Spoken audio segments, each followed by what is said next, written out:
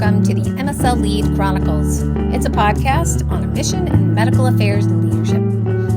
I'm Mary Morton, and along with my buddy, Chad Fellers, we're going to have casual talk about important topics and challenges in leadership. So whether you want to elevate or further develop as a leader, or your ambition is to transition to a leadership role, you've tuned into the right podcast, and we are so glad you're here. Stay tuned.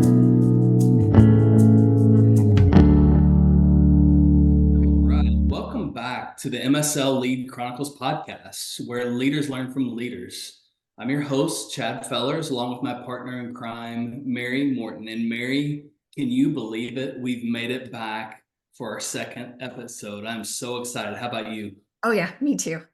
Yeah, so I think definitely want to dig into this topic that we teased the last episode. Really is the making the transition from individual contributor to a leadership position, and really this is a crucial thing. I think that obviously there are several that have challenges with. That many are going to be aspiring to, et cetera. So I think that's going to be a great topic. But before we do that, just want to touch base. How was your weekend?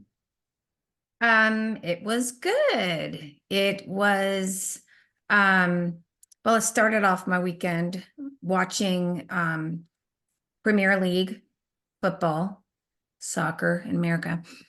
My team is Man City, and I had on my Jack Grealish jersey, or kit, as you call it, because we're trying to get into the lead, to get the top of the table.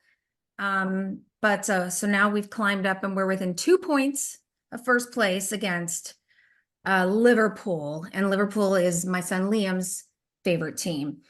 And so it doesn't matter if we win, if they're still ahead of us. He's relentless. He does not cut me any slack. So until I think that's fascinating. And I need to probably pick up a different sport as well too. Over the weekend, my college team, the Razorbacks, got hammered in basketball. The Cowboys got killed yesterday as well too. So maybe I should make the transition. What do you think? Yeah, I think you should have all kinds of sports. They keep you busy when your other teams let you down. We also were watching that Cowboys game, and my son and I, Liam, were watching it, and I said, Dak's pretty good, right? And he goes, oh yeah, he's got the best this and that. And then we watched as, oh my gosh, I don't even want to say it out loud. Once Green Bay got their third touchdown, I said, can I turn this off? And he goes, oh yeah, I stopped watching after the second touchdown. So what? It was impossible to watch. It was bad. It was really bad. Ever since Jimmy Johnson left. But anyway, I guess that's not the topic. This isn't a sports podcast, I guess, after all. So let's from Arkansas. Fair enough. Isn't he from Arkansas? Jerry Jones? Yes, he is. Oh, but Jimmy Johnson isn't? Oh, no. Jimmy Johnson went to Arkansas. Oh, that's what it was. From Arkansas. Yep. Sorry. Yeah, no, I'm sorry that you guys, if you tuned in to hear leadership tips and all of a sudden you think you're watching ESPN with their third string sportscasters, I don't want you to be confused. I'm sorry. I'll let you get back on track. It is all good. So let's dig into this. So we're thinking about the transition from individual contributor to leadership position. There's a few things I'd love for us to take a look at. One is why individuals struggle with this transition. And then second is how can we take a few steps to increase the likelihood of success in this, or even if you're in the role, how to continue to advance as a leader. So I know that we've talked about this, right, Mary? Oh yeah, a ton. I mean, and it seems like everything we talk about, it comes right back down to you've got to change your mindset, right? Yep, that is exactly it. So with that mindset component, let's go ahead and go to the 3 takeaways of our show today. As promised. Yes, that's right. We promised this is going to be the format. We know that We want to be respectful of time, and we may not have time to be able to listen to the entire podcast in one setting, but we want to make sure you have some application tips at the very beginning. You know when to expect those. So with that, here are the 3 takeaways when we're thinking about the transition from an individual to a contributor. The first, your success and my success as an individual contributor does not guarantee success in a leadership role. The second is my team must become my #1 customer. I cannot wait to talk about this particular one here in a few minutes. And then 3, I must routinely ask my team 2 questions. What do you need from me? And then how can I make your job easier? So, Mary, you ready to dig in? Let's get into it. Yeah. All right, let's get into more detail about why individuals often struggle making this transition. Okay. I think, Mary, a great place to start is companies promote people because of exceptional work that they do, their success as an individual. Oftentimes, they really don't do so because of the demonstrated leadership skills that they possess. Oh, no, I would completely agree. The first recruiting firm that I worked for back in 95, they had, it was a nationwide firm. They had 30 what they call agencies all over the country. And they routinely would promote to the agency manager role, their top performers. And unfortunately, some people were not meant for leadership. And so what would happen after promoting your top performers, they weren't cut out for leadership. And in their struggle to try to balance learning how to lead and to continue to produce results, they would end up failing at both. And then, they would leave the company. So now the company has, the company's got to take responsibility for that too, because they lost these top performers by putting them in a spot they weren't ready for, or maybe they weren't cut out for. It's just a bad deal all around. Yeah, it's an easy trap to fall into, honestly, from a company standpoint, right? You have these individuals, or an individual that is just absolutely crushing it with the tactics and things that they are charged to do. There's recognition that comes along with it, and therefore the company thinks, oh, if one person can do this, what happens if this person becomes this leader, and then I can have a multitude of the same type of activity happening. And I think that is always going to be a struggle if there is not a shift in the tactics that a leader has and focuses on compared to that individual contributor. So I definitely agree. This is certainly a challenge. I want to get into the second one. So training for a leadership role is geared oftentimes really to the operational components of the position. But that's a good thing though, right? Yes. I mean, certainly we want to be able to make sure that things are running from an operational standpoint at an excellence or at an excellent level.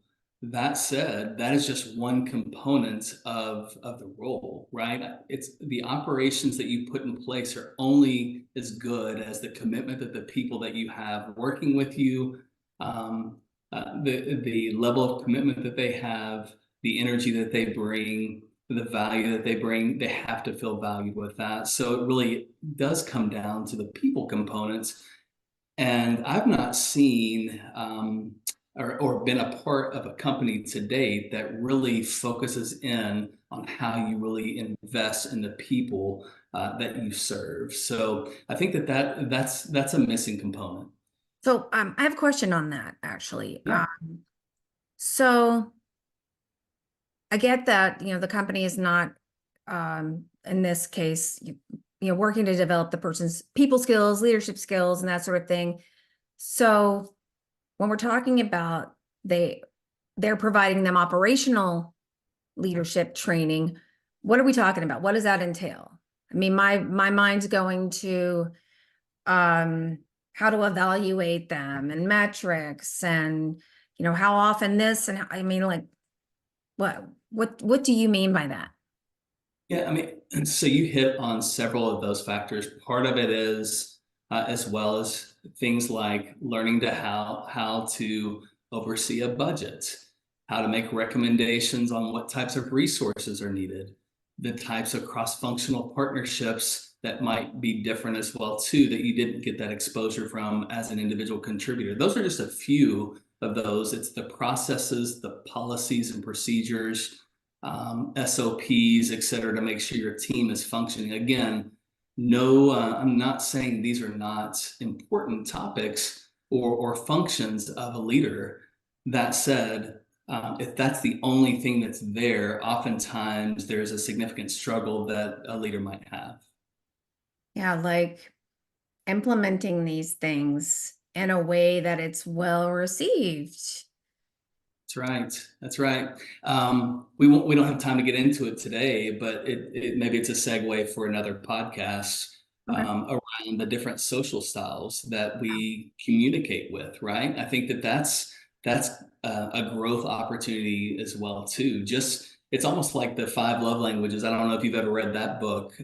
If you have a significant other, have you read that, Mary? Yeah, I have. I've also read the five love languages of children, and there is a five love languages at work.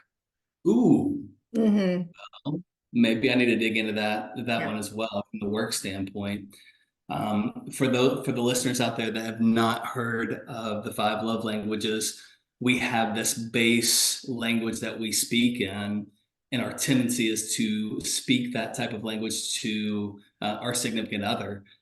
The challenge with that is if the love language is not the same for a significant other, it doesn't make impact, right? So it's similar to that when we're thinking about the social styles of communication to really maximize the impact that your company or specifically your team Mhm. can have. So that is something maybe we can dig into down the road, Mary. Yeah. Okay. Sorry for trailing. So yeah, so let's talk about maybe the third reason. So MSLs, and this is one I think, Mary, I'd love to get your perspective on when you're having calls, maybe with those that are in the industry that are interested in leadership roles or making a transition into that. They take a leadership role for the wrong reason. And let's give a few examples: boredom in the role, limited exposure to other roles in medical affairs, or even misunderstanding of the role. A few things I think that are important for aspiring MSLs that are interested in a leadership role to consider. One, do I desire to develop others? So, one example would be mentoring. Is that something that you actively seek out? With whether on your team or whether from a personal standpoint in your community, Mhm. is that something that brings value to you? So that would be one question I would ask. Do I like to resolve conflict? I think when we're thinking about, the problem solving skills of an MSL, right? When we're thinking about that, is how to engage a KOL, how to get them to understand the data that maybe they're presenting, et cetera. That totally Um, makes sense. yeah, yeah. So how do we step into these types of things? Do we get defensive?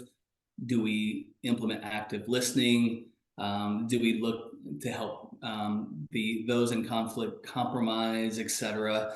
So some of those things, if that's something that comes naturally or something that you're willing to step into versus avoid, I think that's a question that needs to be asked when we're thinking about transitioning to a leadership role, because that's unfortunately part of the role from time to time when there's a lack of understanding, et cetera. So that's a great question to ask. I'd also say, do I enjoy engaging combative KOLs? I think that this is something that just I saw this transition for me. Um, there were times, Mary, that I would avoid the KOLs that were very cold or non-responsive or even dismissive of our company or the data. But something along the road made that switch for me. It's really how to be able to engage, and it's a problem solving of how do I win that person over. And I think that as a leader, we have to win our people over when it's decisions that are tough, that there's a lack of full understanding from a business perspective would be one example as well too. So um, the final way that I would say, a question I would ask is, do I actively seek ways to support others? So those are some questions, some base questions. If you're an aspiring leader, MSL leader, that I would definitely ask just to get an assessment of, do the responsibilities of a leadership role, do those line up with the things that I enjoy? Yeah. No, I mean, when you were considering moving into a people leadership role, are these questions you asked yourself, all of them, or some of them? And then maybe in retrospect, I mean, maybe this is the, walk a mile in my shoes kind of thing you can share with people, is like, these are the things I wish I knew beforehand, or I wish maybe I told other Yeah, people beforehand who were considering leadership roles. yeah, I think it's yes to all of those things in ways. I mean, it really is things that I wish I knew before I stepped into it. Again, briefly mentioned, I think last time, I've had the opportunity to be in a leadership role every year, starting my first year out of pharmacy school. 6 months into my career, had that opportunity, and I would say for the first 10 or so years, it was more of a management type of philosophy versus a leadership. With that, I think part of that was because I did not flip that mind. I did not have a mindset shift Oh, um, to realize the tactics that I was using as an MSL. Well, at the time, it was as a community pharmacist stepping into a leadership role. But I wanted to be the best friend. I wanted to just have people do the things that I thought that they should do, the way that I succeeded. Communication, not stepping into conflict resolution, etc. All those things I learned, and I failed forward with that. Yes, these are really tips in many ways to keep people from having to walk through some of those types of experiences to actually learn how to lead. excellent point. Um, What else you got? so, do what? What else do I got? Yeah. Let's think here. I think one that's big, and I think I just alluded to it, is the false assumption that his or her approach as an individual is the only way. Um, the way I did things to be successful as an individual isn't the only way, right? So I think that I was thinking about this the other day. We think about even the title that we have, right? So a leader, and what a leader is supposed to be. So a leader is supposed to be a director, not a dictator. Have you Yeah. thought about it that way, Mary? No. Well, maybe kind of, not maybe in those terms exactly. But I will admit that when my company, who typically promoted top performers into leadership jobs, which they did to me, I had kind of a natural leadership, drive and all of the things, but I will admit that whenever I became a manager for the first time in 1997, I thought there was only one way to do things. Like the way that I did was successful. Why isn't everybody not doing it the way I'm doing it? What's wrong with them? I've got to fix them. I was actually very lucky to have hired someone. Um, Her name is Sandra Walker. So if for any reason Sandra Walker or anybody who knows Sandra Walker is listening or watching this, she taught me a lot in about a year, well, less than a year's time. And I was very blessed to have her. She shot me straight. And one of my favorite things was she would look at me and she would go, "Mary." And I knew some wisdom was about to come my way. But She didn't call you by your middle name or anything? no, maybe I didn't tell her what it was. But Okay, go ahead. Sorry to interrupt. Go on. from then on, that was such a valuable lesson for me to learn, is that there are lots of ways to do something and be successful. And actually, over the past whatever many years it is, I've learned from people that I've led endlessly. So there's a million ways to do things. And maybe Yeah, my no, way is not the right way. I agree. Mary, I think that just thinking back on my journey, Chimoma, if he's listening as well too, right? I He love was to compete. help me with this. Yes. I think one word that would describe him is visionary. And I think that that is really a natural thing or a priority that a leader should have, right? So give the vision. The tactics to be able to get to the vision can vary. The approaches because of personalities, comfort levels, backgrounds, etc. While we still need to learn and be stretched, don't get me wrong. There are some differences with that, and getting hung up on the way that something is executed really can impede the impact that the individual may have on your team. So really, I think it's setting the vision and then giving them a runway to be able to succeed. So, Not agree more. so okay, I alluded to this as well. I've done a lot of alluding, I think. But thinking about our key takeaways, this one I think is a key one, and that's misunderstanding of the leader's number one customer. Who is that? The priority for the individuals, your team should be individual development, coaching, and support. And really, with all these things, time and trust are essential. You want to be able to grant trust to those that are on your team, but you need to earn their trust as well too. And so, little deposits along the way will help support that. So I'm really curious about your choice of words being customer. So Yeah. why do you choose that word to use? So maybe customer, you could maybe exchange it. Let's just exchange it for the MSL purposes to external stakeholder, KOL, KME, thought leader, however you want to describe it, right? So in a traditional MSL role, the external KOL is the customer.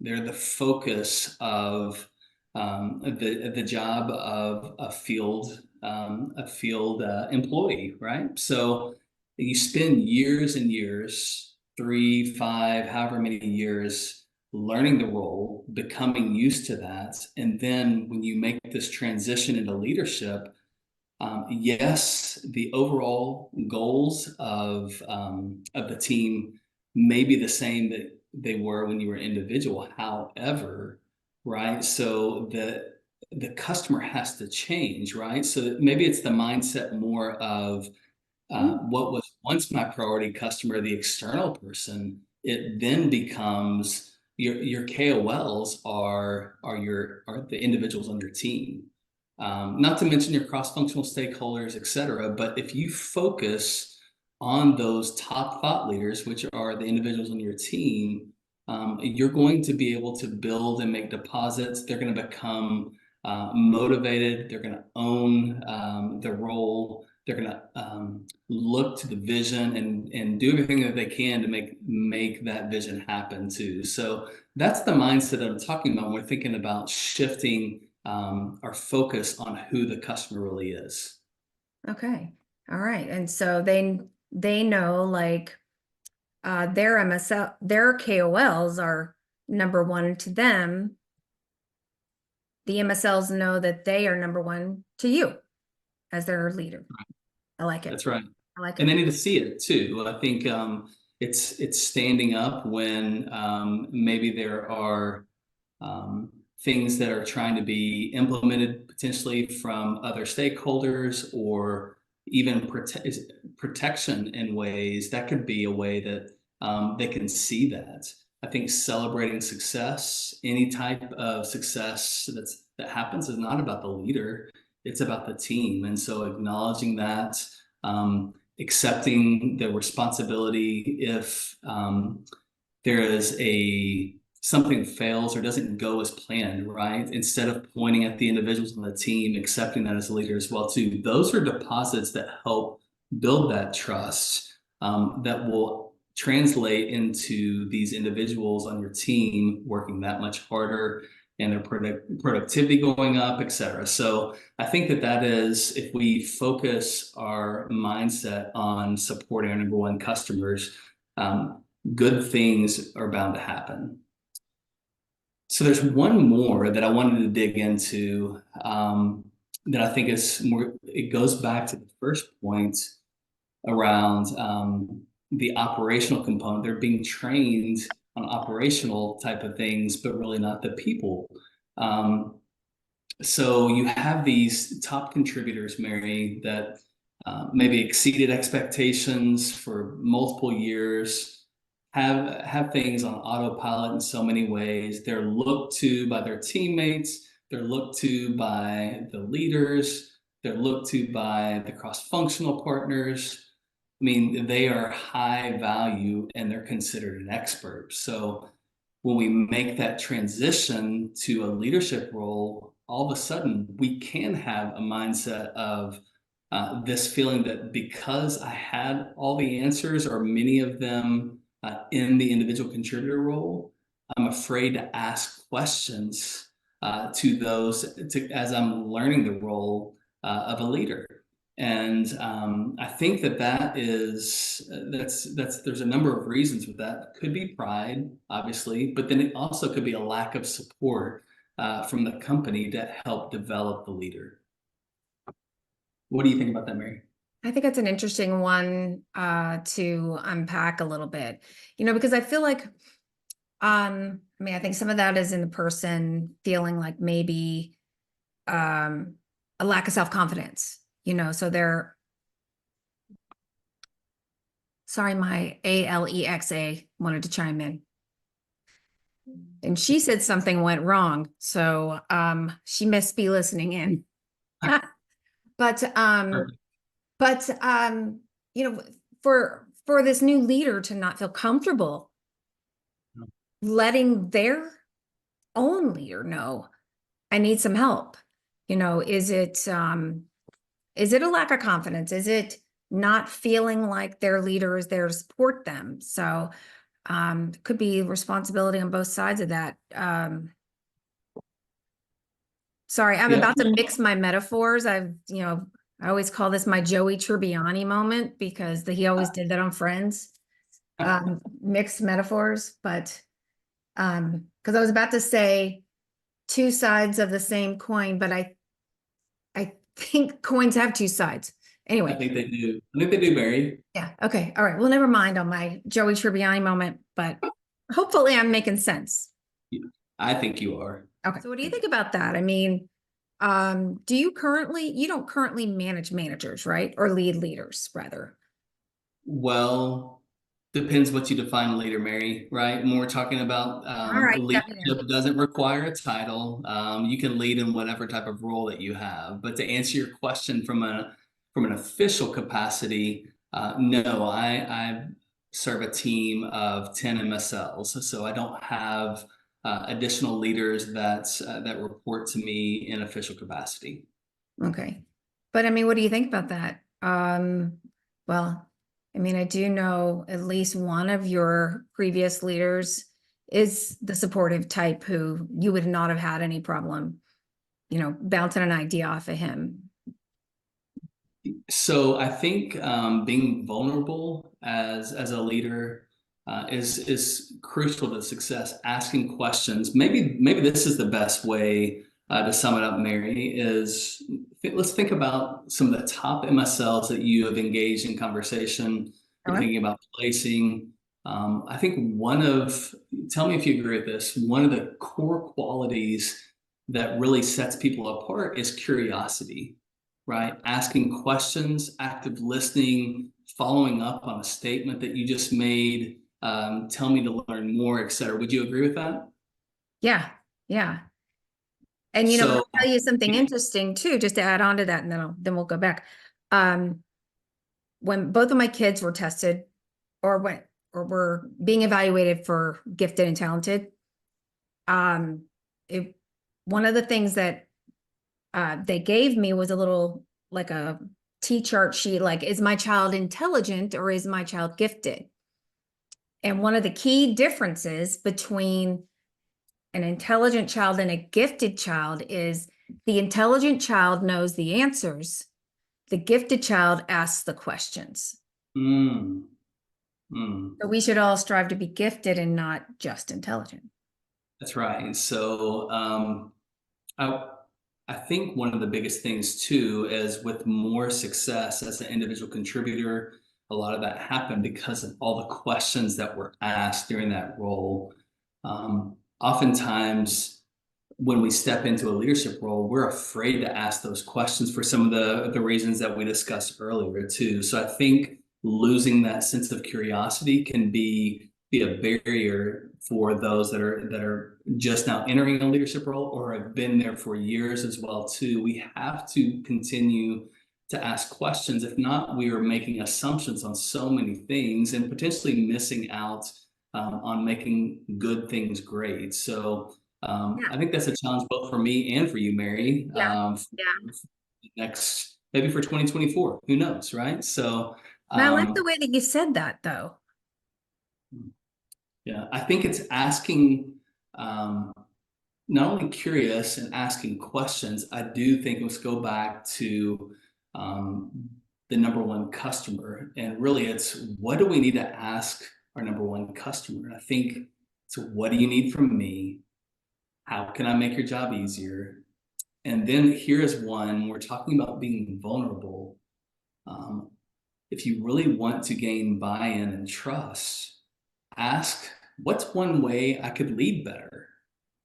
And receive that, whether it's um, something that you agree with or disagree. We need others around us to be able to give us insights to how we're communicating, et cetera, too. So I think periodically, if we can ask that question, and we've built the trust with our team, it's an opportunity for us to learn a lot. What do you think?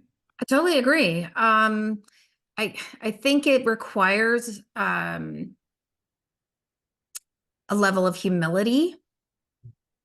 I think it says a lot. I mean, regardless of what the answers to any of those questions could be, I think it says a lot about a leader who is comfortable enough to ask that kind of question. Um, and, and that's actually one of the things, I discuss with the recruiters all the time, just while we're just interviewing and screening candidates, is don't be afraid to ask the questions that may or may not have an answer you don't want to hear. Because you stop learning, you stop growing, and you need that information. So I love that. And I on my annual reviews with my teams, one of the questions that I typically ask on my self-evaluation forms and is, what can we be doing better? And and people will typically give me the answers they think I want to hear. And when I have my one-on-ones with them, I'm like, okay, no, but really give me the straight scoop. There's got to be something that we need to fix. And they're not afraid to tell me. And they'll tell me. But I think it's a really good, a very important point. I think it's important. So what I mean, Mary, here's one of the things I think too is we have blind spots.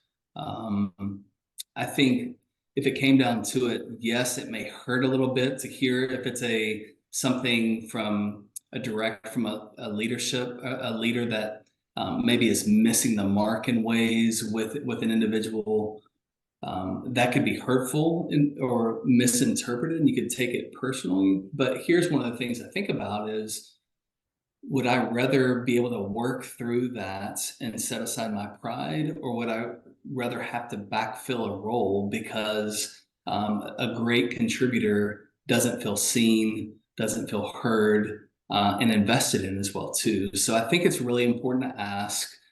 because we need to continue to grow, right? So Well, anyway, it's there's funny because when you said that, I was going to say you either find out now or you find out in the exit interview. that's exactly right. So That's you went exactly where I was thinking of going. I love it. I love it. We are like Luke and Leia, maybe, or something like that, right? Where we are We need a better the analogy than that. same wavelength. Okay. All right. There are so many things that you have to consider when you're in a leadership role. So we're wrapping this up.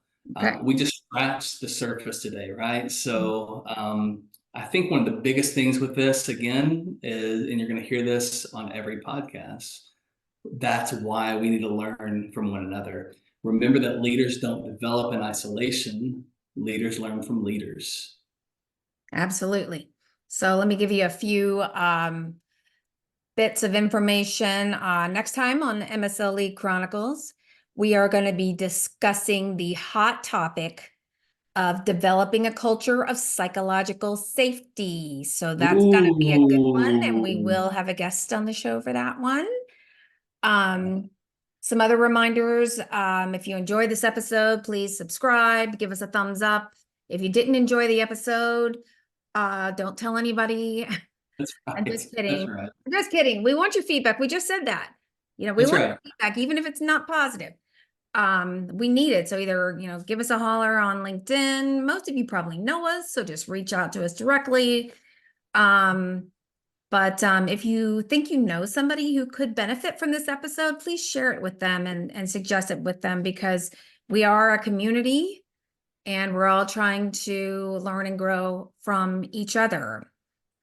Right. So That's guess the what? only way we can grow, right? I mean, unless we fail over and over and over again, we're just trying to close that gap so that doesn't happen so much. So I love what you just said there, Mary. Thank you. So guess what time it is, Chad? It's time to wrap things up, I guess, right? It is time for random questions. Oh, I thought we could wrap. I thought we were close enough to the end where we didn't have We to are go through. no, All right, here we we go. are close enough to the end. The end is in sight, Chad Okay. Fellows. Okay. Okay. So I've got one random question. Okay. Okay. All right. What would your 12-year-old self, would your 12-year-old self think your today self is a cool dude? Well, the answer to that is yes, Mary. I mean, haven't you interacted with? No, that's a really good.